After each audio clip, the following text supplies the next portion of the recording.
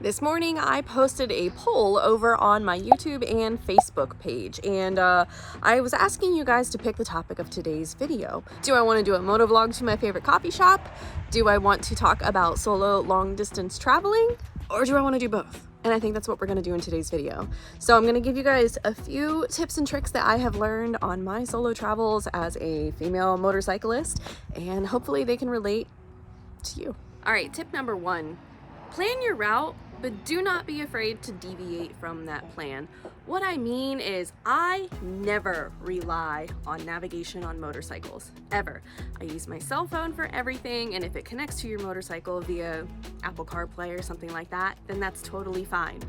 I look up my route every single day before my trip. I see if things change. I try to see if there are wildfires in the area. Like right now, it's very, very smoggy here in Ohio because they're still fighting those wildfires up in Canada. I always know that a crazy thunderstorm might pop up, a crazy accident might pop up, or something is going to make me have to deviate from my plans. And don't be afraid to deviate from those plans. I think it's also incredibly important to know what kind of rider you are.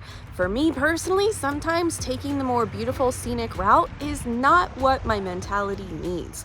Sometimes I'm tired of being on the road every single day, and I want to take the straightest, most easiest route that I can possibly think of.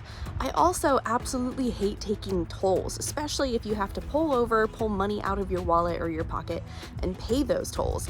I would honestly rather take the additional 2.5 hours out of the way to just ride straight through. And that's a me thing.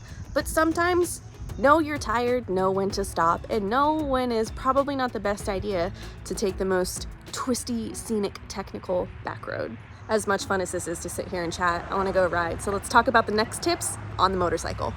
Also, for those of you guys wondering, I am a motovlog channel. I do love to document my travels, and I love to talk in the helmet with you while we're riding. So take this as a grain of salt. This is still a motovlog video.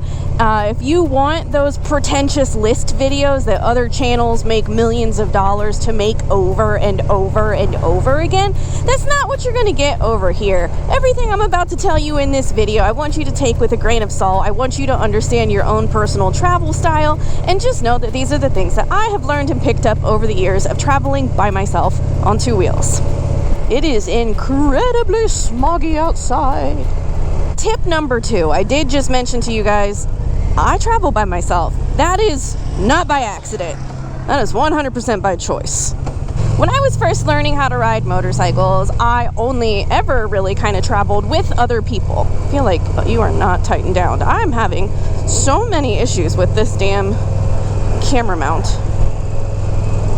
Anyway, I only ever traveled with other people because I was a new rider, I was inexperienced, I was nervous, and my husband didn't ride at the time, and he was kind of like, I would prefer if you had someone else with you, which I totally understand.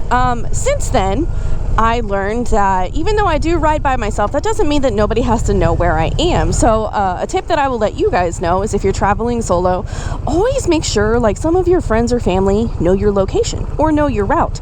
For example, when I was riding solo for the very first time from Ohio to Florida to go visit Captain Anna, I shared my GPS route with her so she could track me in real time and see where I was on the highway, if I was pulled over to get gas or something like that. And it just made it really nice knowing that somebody knew where I was. And now with the luxury of iPhones and smartphones, my husband, my mom, my dad, my family, they always have my public location. They can always check their phone and see where I'm at any given time. So I think that's just a big safety tip. And the second side of that is especially if you're on social media and you're traveling solo, don't ever post in real time where you're going to be or where you're currently at. So a lot of times, I'll give updates from the roads at gas stations, talk about things that I've been experiencing. That never happens in real time. Usually by the time people see those Instagram stories or those updates, I'm already at my hotel somewhere or at my destination. So that way people can't kind of figure out where I am and try to be weird and show up to that location. All right, let's go look for some iced coffee. If you guys have been around since the beginning of my channel, leave a comment below. Because this is what we used to do all the time. We would ride for coffee.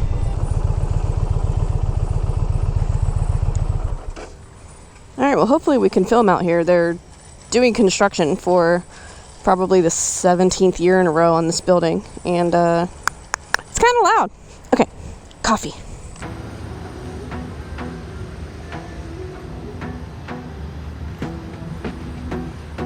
So much. Please don't fall. Okay.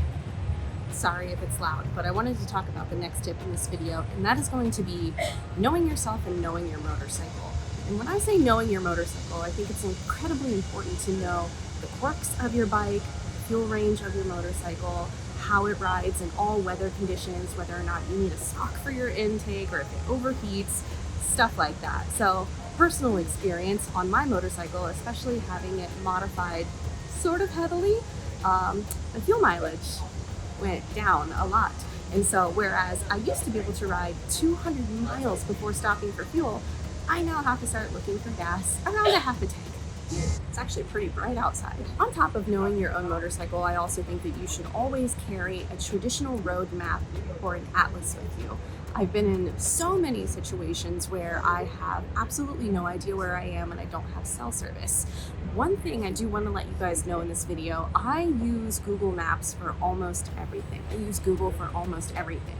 Not sponsored by Google, but obviously it is the most powerful search engine in the world. And there is a new feature. I'm actually going to include a screenshot right here. You can officially download offline maps to your cell phone. And the thing that I use that for is, let's say I go to Babes Ride out in New York, or even when I was in New Hampshire attending Laconia, there was no cell service. But I didn't care because I got to pinch out, select the entire area that I wanted to search, and I always have offline maps. It has been an absolute game changer, and I just really wanted to share that information with you guys. Okay, well, this coffee's almost done. This place is getting crowded, and it is still very loud and annoying, so I'm going to talk to you about the next tip I have back on the motorcycle, and it's kind of a controversial one. Let's go. Also, if this is the first video of mine that you guys have seen, or if you're liking this video so far, please give it a thumbs up and consider subscribing. Do you know how many times I try to start this motorcycle and I press the off button again?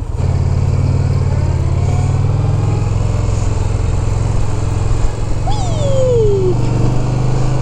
So, yes, let's talk about the controversial next subject of solo motorcycle travel. It has to do with riding safety. To be completely honest, I speed, and I only speed on the interstate. And I'm gonna tell you why. People don't see you. No matter what you wear, no matter what you do, no matter how many lights you have on your motorcycle, no matter the things that you can illuminate or flash or get anyone's attention, drivers will not see you. Do you know why? Because they're not looking. They're looking at their damn phones. They're looking at their damn GPS. They're looking at the damn roadkill. Like, I don't care what they're looking at. They are not looking at you. Unless they're a biker. Because every time I'm on the highway in the car, I see motorcycles. So, the thing that I do to make sure that I don't get run over or run into or obliterated in any sense of the fashion, I speed. And I don't speed like 110 miles an hour. I do anywhere from 10 to 15 miles an hour over the speed limit. And I'll explain why once I know for sure. Bishop! Hey, buddy! I'm doing good. Good to see you.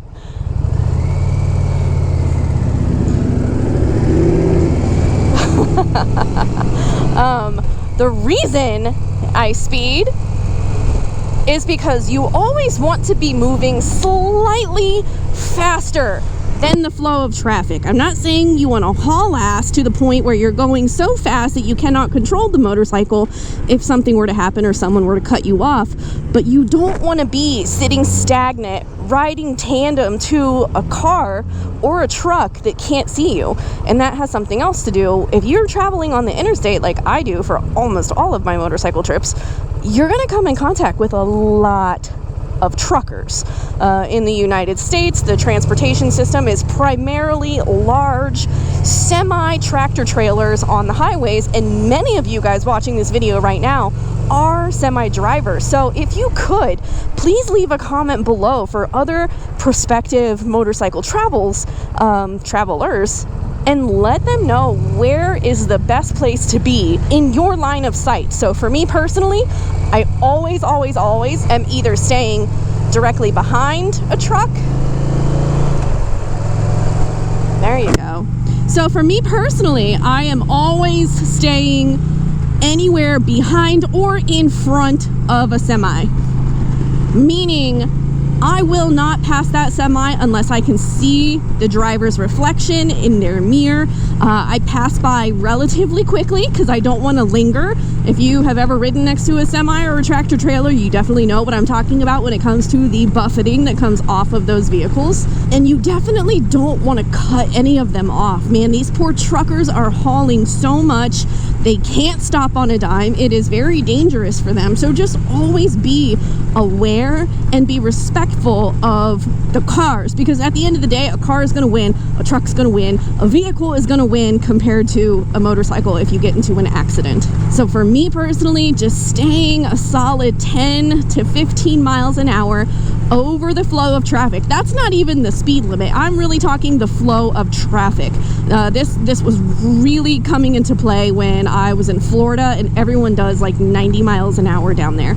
I don't ride in the left lane in Florida because that lane is built for sin. That lane is where people want to go to jail, and people will actually kill you trying to get past you. But if you're just on a casual highway like this one, I highly suggest going slightly faster than the flow of traffic, unless you're in an area like me. Like I'm in a pocket right now.